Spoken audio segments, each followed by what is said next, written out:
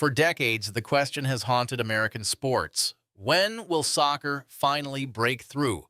When will it stop being the sport of the future and become the sport of right now? Well, we might have just gotten our answer, and it's going to make a lot of people very uncomfortable. A brand new survey published just days after the World Cup final has dropped some absolutely explosive numbers. And if you're someone who's been dismissing soccer as a niche sport in America, as something that spikes every 4 years and then disappears, you need to hear this.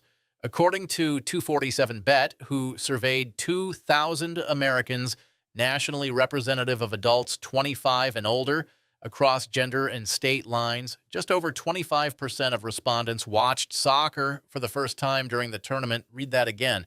A quarter of American adults watched soccer for the very first time in their lives this summer. That's not people who casually tuned in before. That's first-time viewers. That's millions of people who had never sat down to watch a 90-minute match until June of this year. But here's where it gets really interesting. More than half, 52% of those surveyed, said they'd be more likely to follow an MLS team after the tournament. That's not maybe I'll catch a highlight.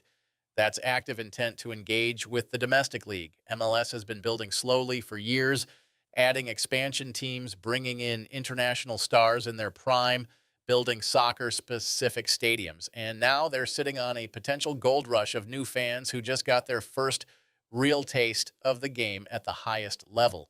Now let's talk about the numbers that are going to cause absolute chaos in sports bars and comment sections across the country. The survey asked respondents to compare soccer to traditional American sports. 39% said they'd rather watch soccer than the NFL.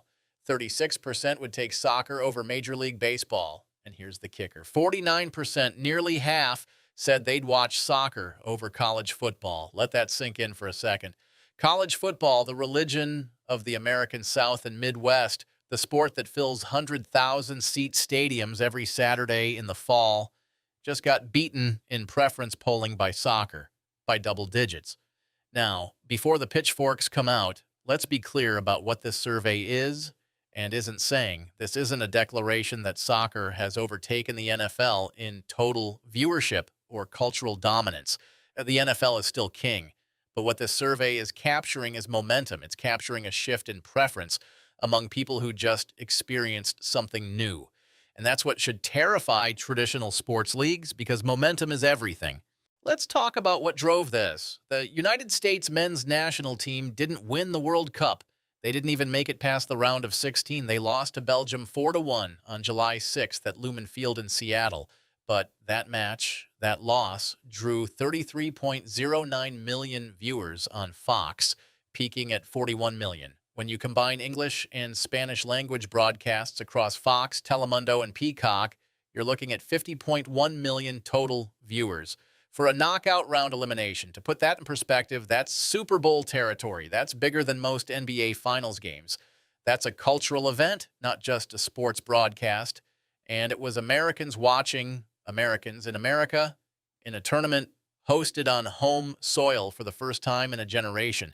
The emotional investment was real. The pride was real. And for 25% of viewers, the experience was brand new. The U.S. advanced from Group D with wins over Paraguay 4-1 and Australia, plus a group stage match against Turkey.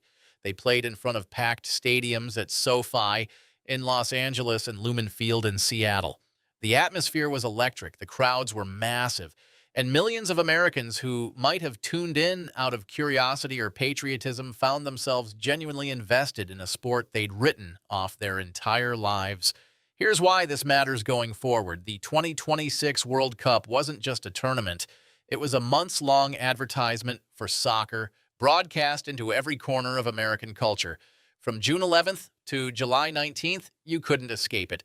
The final was held at MetLife Stadium in New Jersey, where Spain beat Argentina 1-0 in extra time with a goal in the 106th minute.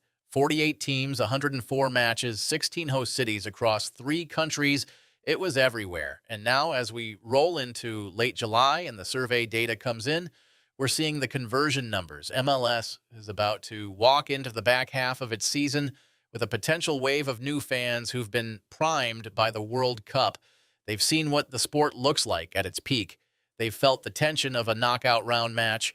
They've experienced the chaos of a tournament where anything can happen, and now they're being told their local city might have a team they can follow year round. The NFL kicks off its international games in September. College football season is right around the corner. Baseball is in its stretch run. And normally soccer would fade into the background, but this time might be different because this time there's a critical mass of people who didn't just tolerate soccer during the World Cup. They preferred it. That's the nuclear headline buried in this survey. Not that people watched, not that they enjoyed it, but that when asked to compare it directly to the sports they grew up with, a significant chunk said they'd choose soccer. That's a preference shift, not a novelty spike. Now, will all of these people actually follow through? Will they subscribe to MLS Season Pass?